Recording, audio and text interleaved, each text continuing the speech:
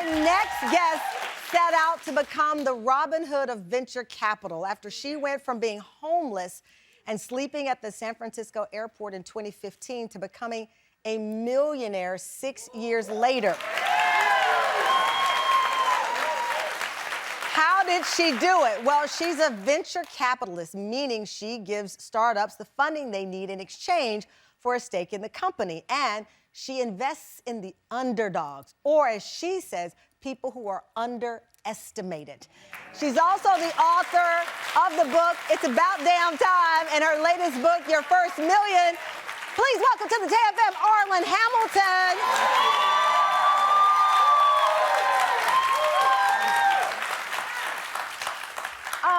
Arlan, I have to tell you, your story is absolutely incredible. I mean, it reads like a movie. I mean, I picture trading places with Eddie Murphy. Ooh. It's like a movie, but it is your life. Yes, it is. Yes, I can't believe it sometimes, but you know, it came from a lot of hard work. Yeah. And a vision and seeing something people couldn't see at the time. Here's a glimpse of Arlan's vision. Take a look. My name is Arlan Hamilton. I'm the founder of Backstage Capital. I grew up with a single mom, and money was always a struggle. We just couldn't get our heads above water, and I experienced housing insecurity for most of my adult life. In my early 30s, I was living in a hotel with my mom when I decided I wanted to start a company. I started doing research about raising money, and I found that most venture funding goes to white males. As a gay Black woman, that statistic changed my life. Instead of trying to raise money for one company that may or may not work out, I raised $1 million to invest in people who look like me. How could that change things? I've now invested more than $30 million into 500 founders across 200 companies. And now I've written books like the ones I used to learn from. It's a full circle thing.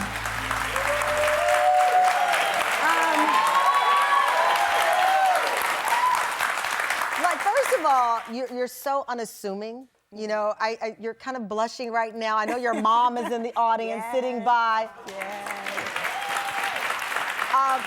I guess I'm in the movie frame of mind because Nina was just on, but a lot of people think venture capitalists, they think the character that Leo DiCaprio played in Wall Street. Yes. Like yes. Some cutthroat dude who's ready to win at all costs and not care about the underdog.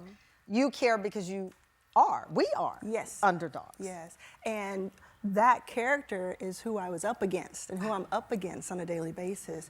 But I thought if I am up against this, we all must be up against it. And there must be a way to break through. Right. And I knew that I could yell about it, I could talk about it. I'm very loud and proud. But if I were writing checks at the same time, people would listen. Yeah, but the reality is, though, you got to get to the point where you have the money to write the check. Yes. So take me to 2015. Yes. You're in the airport. You're without a home. That's right. Right? You talk about the struggle started with your mom, but there you are with nothing. There's no legacy money. There's no loan. People will simply ask this question. How did you do it? Yeah. It took years of perseverance. If I were doing it just for myself, I don't think I would have done it. Did it start with a first loan? Well, in 2015, after I had been working on it for about 3 years, I got my first investor from an angel investor. And investment, and that was $25,000 to set up shop and then $25,000 to invest in another person. But that was after 3 years of knocking on doors, having meetings, living at the airport for some of that, to then go to Silicon Valley and have these meetings. They had no idea I was homeless. What was the pitch that made you stand out? I was saying that people of color and women and LGBTQ plus people have been doing so much with so little. What if we gave them more? What could they accomplish? And, you know, some people, it makes a lot of sense to us, and some people understood it, but most people thought it was philanthropic. They thought, oh, this is a charity. And then there were a few people who got it, and then more people got it, and then the who's who of Silicon Valley got it. And so you were pitching, look, I am an underestimated person. Bet on me and watch me bet on other people. Exactly, and I'll tell you who really got it was Mark Cuban. Oh. Mark Cuban invested $6 million into my fund. And when I asked him why, I said, why did you invest in my fund when you don't like to invest in other people's funds? You like to do it directly. He said, you will be in rooms that I'll never be in. Wow. And that really solidified that thesis. Now, how do you, so he said, Mark Cuban said to you, you'll be in rooms that I won't ever be in. How do you then determine who you will now help? Yes. Well, first of all, I think of it as... Because everybody in here ready to raise their hand right now. So Yes. Well, so I'm still a venture capitalist, so I only invest in less than 1% of what I see, because we see so many companies. But our no should not stop anybody, first of all, because we can only invest in a few companies. I mean, we've invested in 200. That's a lot. That's a lot. That's a lot. That's more than most venture capitalists.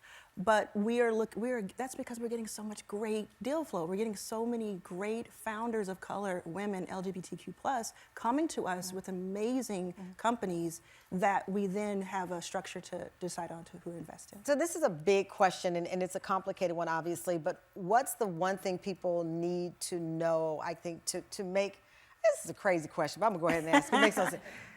First thing you need to do to make your first million, and if that was an easy answer, we'd all be a millionaire. Right. So I'm not gonna set you up like That's that, right. but there seems to be a knack to, I believe, what you've done, because you have this successful book and you have another one coming out. Yeah, Your First Million has come out very recently, and the first thing is a mindset shift.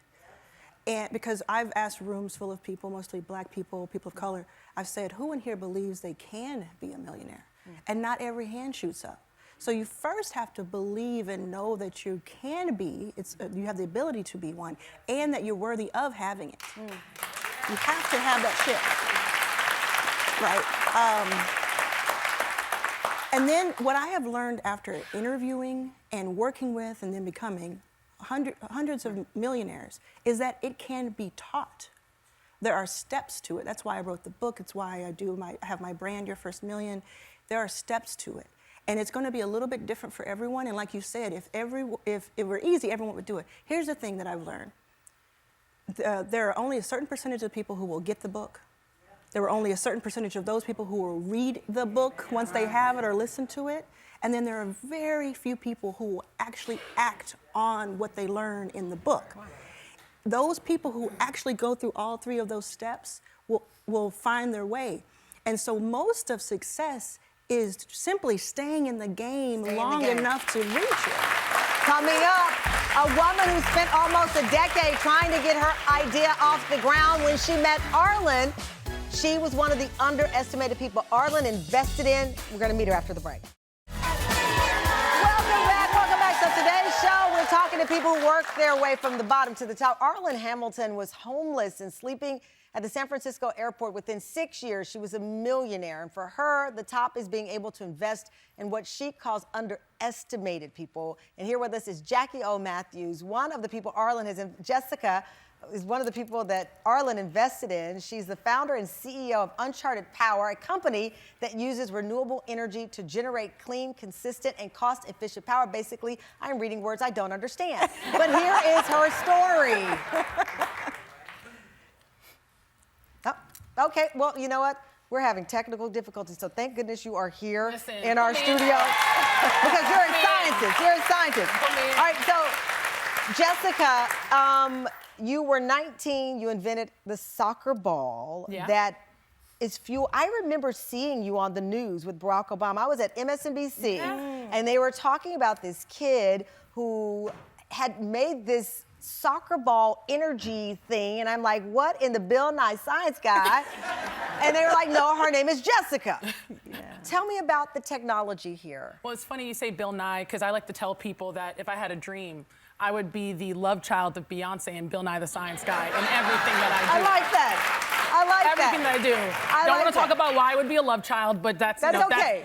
We can fantasize, but you grew up in your real version of your life in New York, the child of people who immigrated from Nigeria. Yes, 100%.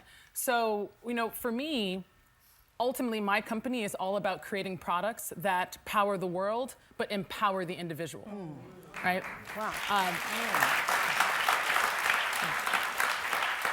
One of the biggest issues with the global energy crisis is that we all sit there and we see all this stuff that's happening. It feels wrong.